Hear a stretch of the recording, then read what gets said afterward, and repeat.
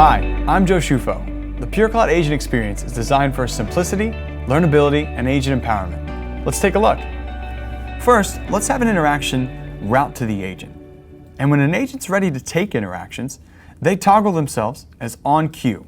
On queue lets the system know that they're ready to begin taking incoming interactions such as phone calls, emails, web chats, and even more. When an interaction is coming into the system, the agent will be alerted via a toast pop in the top right, and all they have to do is click the Active Interactions pane on their left-hand toolbar.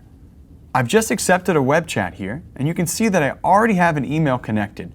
Both of those media types are denoted by the icon on the left-hand side. Once we start this interaction, the agent has a few tools that really help them give the best customer service. Interaction Details allows me to see Tom Customer has started this web chat, and his specific question here happens to be one that we get pretty frequently. Because of that, I'm going to access Canned Responses. Think of that as a knowledge base, or a set of responses that have already been vetted by supervisors to make sure that the agents are giving the quickest response that has the most relevant information. As we know this is about support, we can give them the Contact Support Canned Response. And I can navigate that through the right-hand tree or use the Find Response search bar. Once I've entered in that response, I also have the options of storing internal notes as an agent. Those internal notes can be reviewed by other agents or the supervisor after they're reviewing the specific interactions. And when we're finished with that web chat, we can finish it with a wrap-up code. A wrap-up code is a unique identifier that tells the system exactly what that interaction was about. So in this case, we'll choose New Customer, but if we needed to, we could add our own or put in custom wrap-up codes that define your business processes best.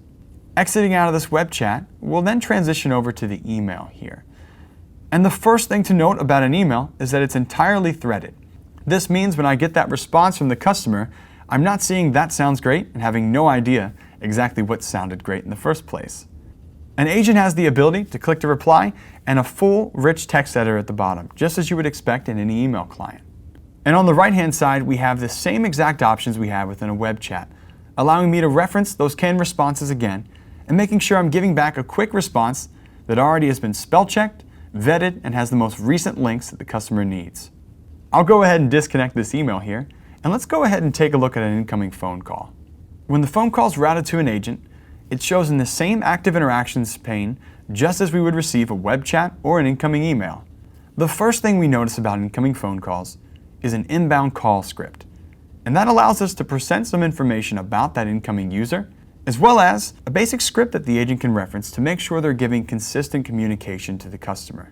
In this case, I know this phone number is Tim Schufo, and I can see some address information on the left-hand side, which we're then routing through a Google widget. If at any time I needed an option such as a disclaimer or a Google search bar, I could embed that into the script as well. This way the agent isn't leaving to a new tab or a separate piece of software. All of that's right in this inbound script. The agent also has a few tools on the top left that allow them to really handle the call and make sure it's being served by the best work group. In this case, let's say that Tim would have been better served by the Client Services work group. I have the ability to transfer this call to them, or I can use Consult Transfer. And that allows me to speak with that work group before I connect them with Tim, giving them a little bit more information about what this call might be about and what might be bothering Tim. Once I've searched on that work group, I can see that there's 0 agents currently available, and there's 0 phone calls, web chats, or emails in the way, but there's just an estimated wait time of 10 seconds based around the average speed of answer.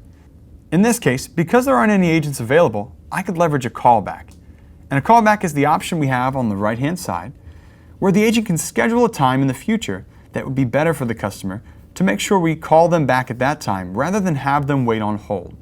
So I could select a date, such as the 31st here, and I could even select a date, time zone, or phone number to call that customer back on.